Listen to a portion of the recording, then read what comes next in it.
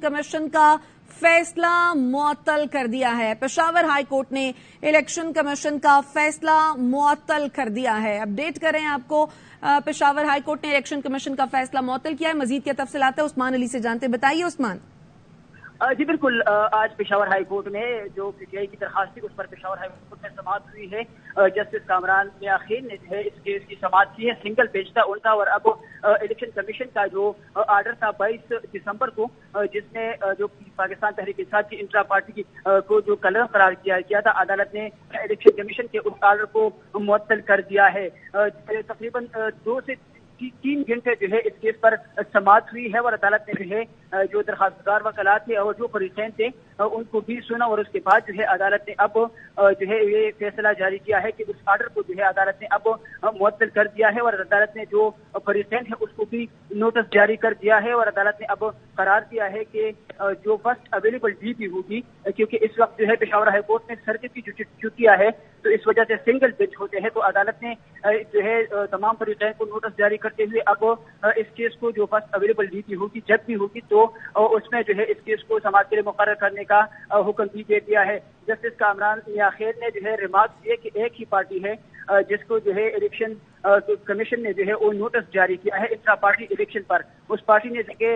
Election भी कराए थे और दरखास्तदार वकील ने ये बताया कि इलेक्शन जो है वो पार्टी के आईन है उसके मुताबिक हमने कराए थे, तो उस पर जो है इलेक्शन कमीशन ने जो है फिर नोटिस जारी किया और इसके बाद जो है कमीशन ने जो केस था उसको सुना और फिर इंट्रा पार्टी इलेक्शन को कलअदम करार दिया। जस्टिस कामरान मियां खीन ने जो एडिशनल अटॉर्नी जनरल थे उनसे भी ये सवाल किया कि किसी और पार्टी को भी इस तरह का नोटिस जारी किया गया है और उनसे जो है फिर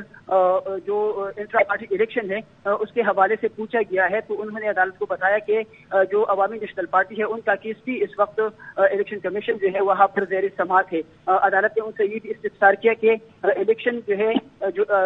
इंतखाबी निशानात है उसका आखिरी दिन कौन सा है, तो इस पर अदालत को बताया गया कि 13 जनवरी को जो इंतखाबी निशानात है वो उम्मीदवारों को अलाट किए जाएंगे। तो इस पर अदालत ने कहा कि एक ही पार्टी को जो इलेक्शन जो उनका सिंबल है उनसे महरूम रखा जा रहा है, तो उस पर अदालत ने फिर जो इलेक्शन कमीशन का आर्डर था जो इंट्रा पार्टी इलेक्शन को पीटीआई के उन्होंने कलअदम करार दिया था 22 दिसंबर को, अदालत ने उस जो कलअदम करार देने का आर्डर था इलेक्शन कमीशन का उनको अदालत ने अब मुअत्तल कर दिया है। जी, तो यानी बल्ले का निशान अभी पीटीआई के पास ही है इस फैसले के मुताबिक? जी बिल्कुल, क्योंकि इलेक्शन कमीशन ने जो फैसला दिया था तो उसमें इंट्रा पार्टी इलेक्शन और उनसे जो बल्ले का निशान था उसको वापस लिया गया था, तो अब अदालत ने उस फैसले को मुअत्तल कर दिया है। आइंदा समाअत तक अदालत ने उस फैसले को मुअत्तल किया है, तो अब जो पीटीआई का पुराना स्टेटस है तो अब उस पर बहाल हो गया है, क्योंकि इलेक्शन कमीशन ने जो आर्डर मुअत्तल किया था तो उसमें यह था कि जो इंतखाबी निशान था उसको भी वापस किया था और पार्टी का जो इंट्रा पार्टी इलेक्शन था उसको कलअदम करार दिया था। तो अब अदालत ने उस जो इलेक्शन कमीशन का फैसला है उसको मुअत्तल किया है। 22 दिसंबर को इलेक्शन कमीशन ने जो फैसला दिया था तो उसको उस्मान ये बताइए कि ये फैसला आइंदा समाअत तक के लिए मुअत्तल किया गया है या फिर मुकम्मल तौर पर मुअत्तल कर दिया गया है?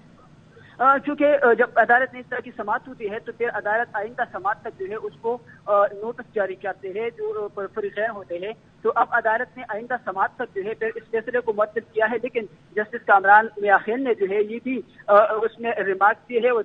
उसने कहा है कि एक ही सियासी पार्टी है जिसको जो निशान है उसे महरूम रखा जा रहा है, क्योंकि इलेक्शन जो है उस पर है 8 फरवरी को इलेक्शन होने हैं और 13 जनवरी को फिर कंफर्म कर दीजिएगा।